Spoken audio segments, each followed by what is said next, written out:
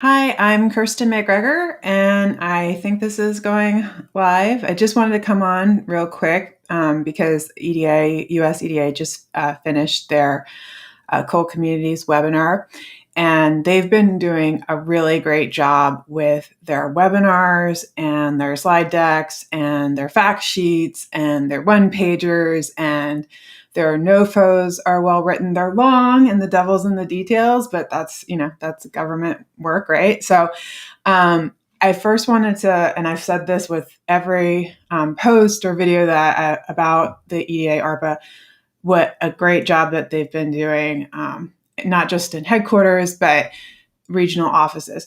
But I do want to say, because just because I'm in this economic development world and people have been calling me about all this and I guess picking my brain.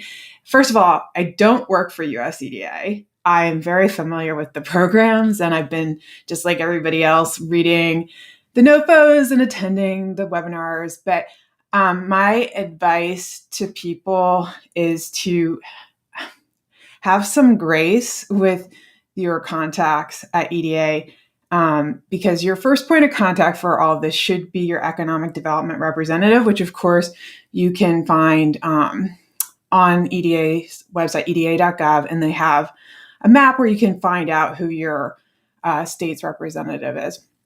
But I encourage some grace here and patience, a little bit of patience, and try and do some of your homework first too. There's a lot of like, I just opened this up. There's a lot of materials available on EDA's website that you can work with and answer some of your own questions first about the ARPA funding. But they're going to be in a good position to help you figure out the technical details of if there's a project you have that might fit into one NOFO or could do better in another one, but you're not sure, things like that. But the eligibility requirements, deadlines, all of that information is on there. And I've linked it in the different posts about this. The reason I say grace and patience is because this is $3 billion of funding. And if you are familiar with EDA, they're not a gigantic organization.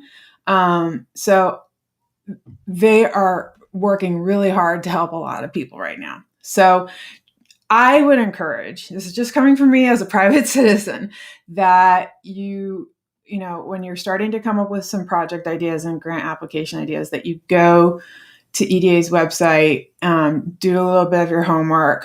There are a lot of exciting opportunities. Now, what I said in my last video was that you can use all this different federal funding to leverage other funding.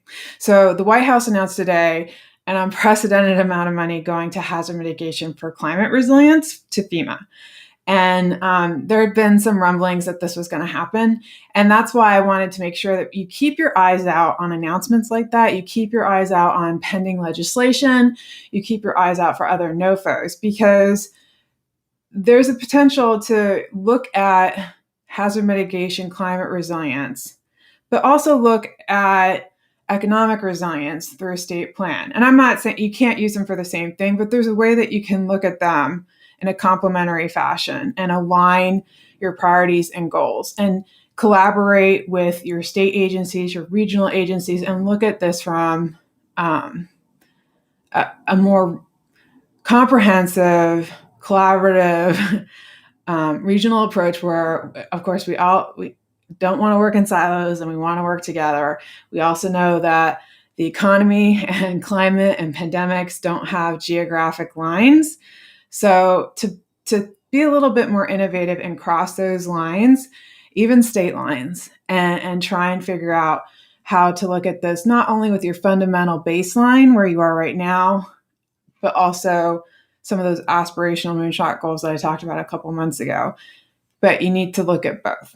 And I think that there's some opportunities with a number of federal agencies. And back to EDA, something that they clarified today, which I think some people at Economy were confused about this, and I want to make it clear on here that I think based on what I heard, that they would encourage one quality application as opposed to a bunch of different grant applications. That doesn't prohibit you from submitting one grant application in one program and one in another, but that's where your EDR will come in helpful, knowing their regional office and knowing what the best fit is for you. Whether so if you're from an indigenous community or you're from a coal community, if there's a multi-component aspect to your project, would that be covered with one funding opportunity, or is that something that should be split? Or this is where I come from, and I think this is what sounds like it's a interagency initiative for coal communities, are these programs that could be looked at with other and complementary to other federal sources? And obviously you can't have a federal source match a federal source in the same, but they can complement the initiative in general. So anyway, I just want to clarify that first, A, that EDA has a lot of materials.